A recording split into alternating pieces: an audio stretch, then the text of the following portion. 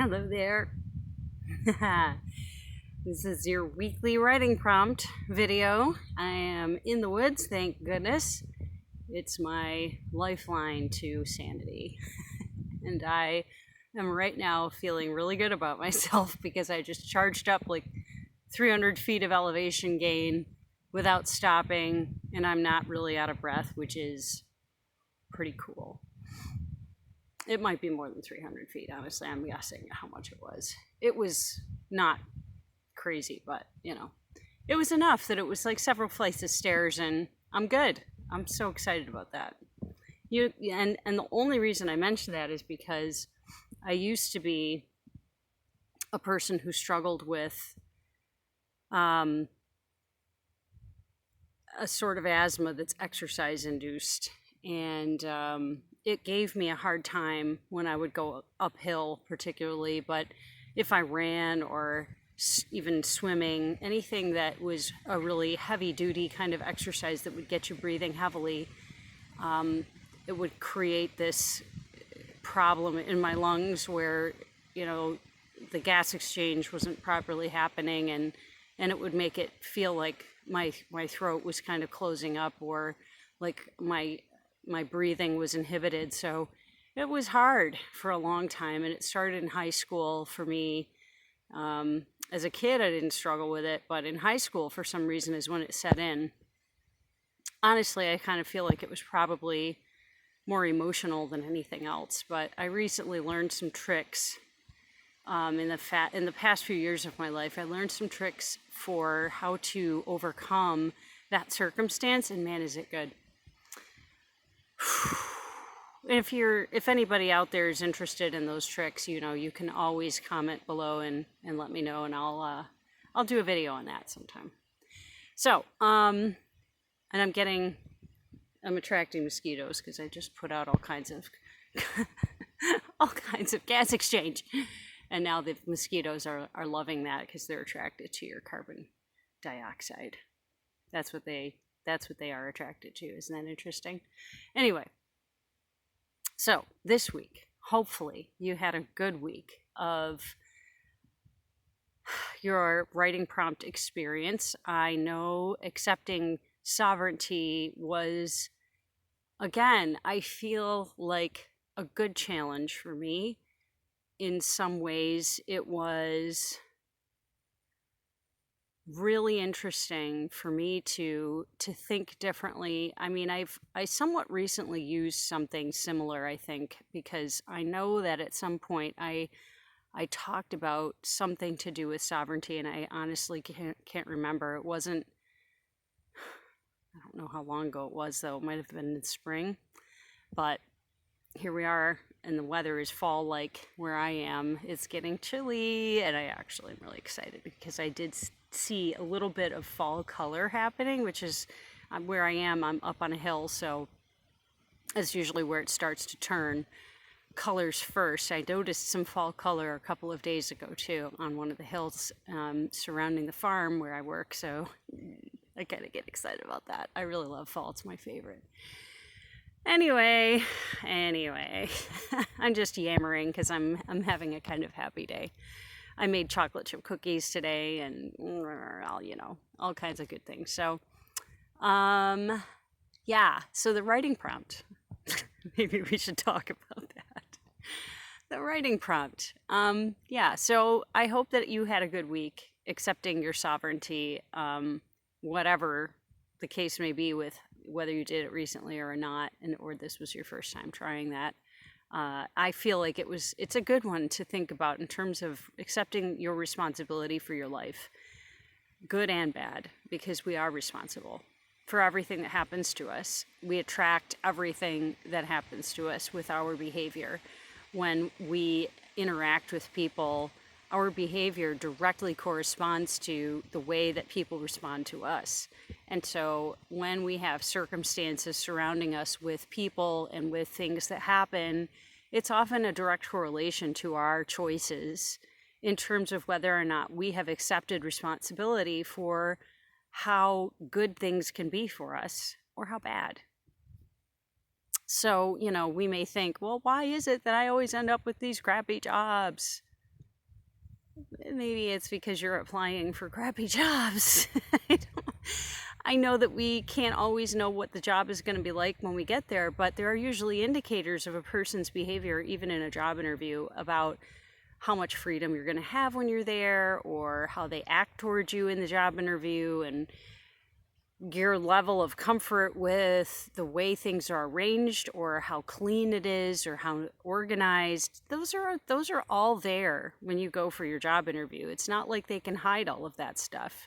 So if things like that are happening, there are usually indicators that you can see as you move through your day, when you start paying more attention to what's going on around you and you take it in by noticing. Again, this noticing factor, it's something that I learned a lot when I went to a meditation group when I was living in Keene, New Hampshire, and I dearly miss that group. It was a wonderful place to meditate, but I am so grateful that I got to go as long as I did, because I learned some incredibly valuable lessons about how important it is to simply notice. Notice how you breathe. Notice how you feel. Notice what's happening around you. Notice people and their behaviors. These are all opportunities for us to notice and then choose how we're going to interact. Noticing is the first step toward potentially changing if you want things to be better. The trees are creaking.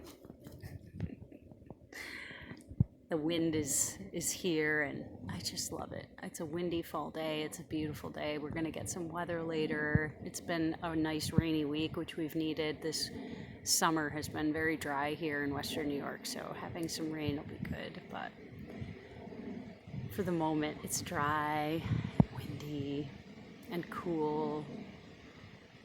I wish you could be here to smell the air. It smells like pine needles. Oh, I love that odor. It's just such a beautiful smell. It's really, I don't know what the word is. There isn't a word. It's a feeling for me. But anyway, so this week, as we move into and away from accepting our sovereignty, hopefully we continue taking these ideas that we write about for the week, and we continue to utilize those and to think about them and to integrate those into our daily lives as a positive influence, if that's how you felt about it, or to integrate things, in terms of, I really didn't like how I felt about that, and then investigate. But one thing I can say, after having the experience of accepting sovereignty this last week, I feel like this is a really great week for sowing happiness. So much of what is happening right now in the world, I think for many of us, feels incredibly heavy and scary, and it fills a lot of us with anxiety and fear, and it's bringing us down. And I feel like when we're looking to the outside world and we are feeling powerless about what's happening, that is a recipe for depression. I know that I have struggled with it my entire life. It wasn't until I began to understand that my happiness is actually not coming from outside of me. It can't come from how other people react towards me, or how they feel about me, or whether or not they spend time with me, but actually it has to come from me taking care of my own needs. It wasn't until I understood that I started to be able to turn that ship around of depression.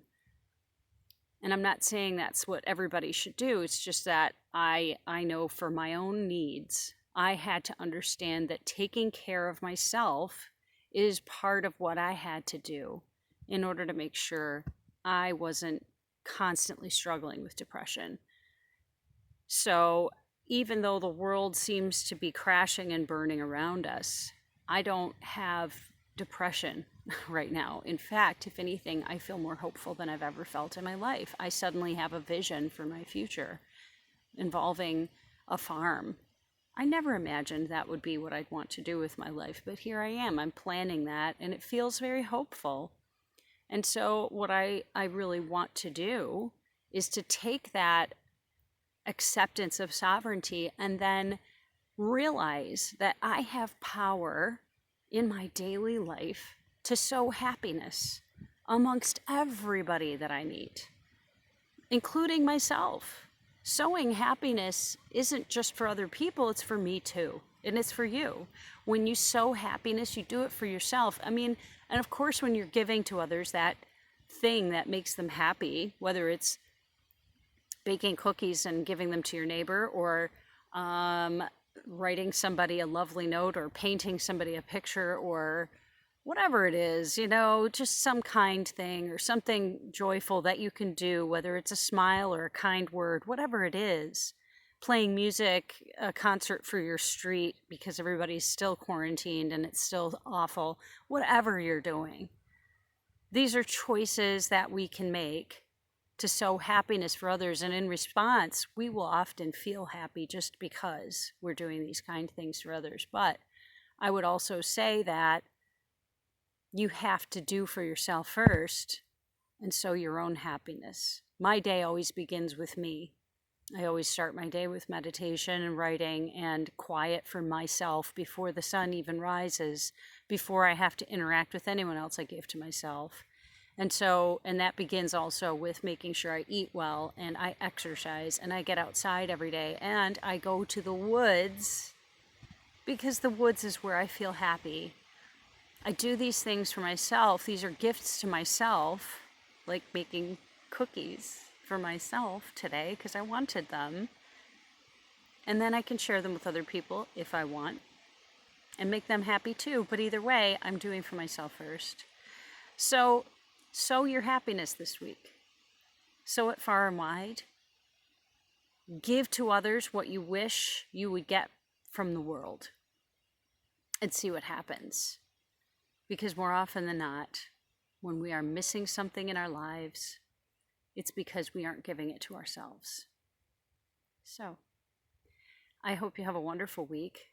I hope you find places that bring you joy. I hope that you enjoy your interactions with the people you meet and that you are able to do some meaningful things with your time that fulfill you and satisfy you and make you feel that sovereignty, which really is yours, that sense of self, which truly, when you honor it, is the only way that you can, I think, find peace in this world, when we take responsibility for ourselves and sow happiness.